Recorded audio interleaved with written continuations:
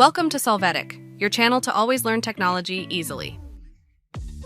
Below in the description, you will find useful links we used in this video.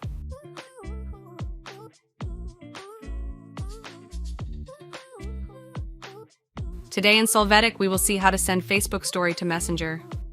The first thing we will do is open the Facebook application. Then we will click on the story we want to send.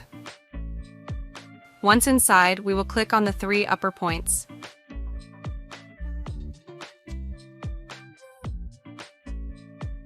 Here we will see the option of Send in Messenger and click on it.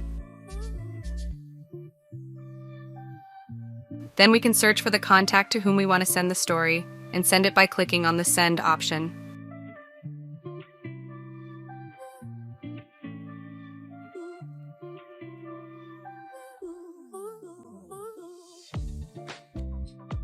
When we finish, we can close the window.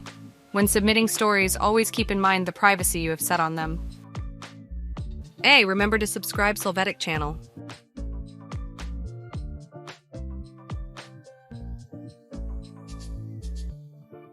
We hope it has been helpful for you. Here are links to watch more videos of your interest and subscribe to the Solvetic channel. Thank you.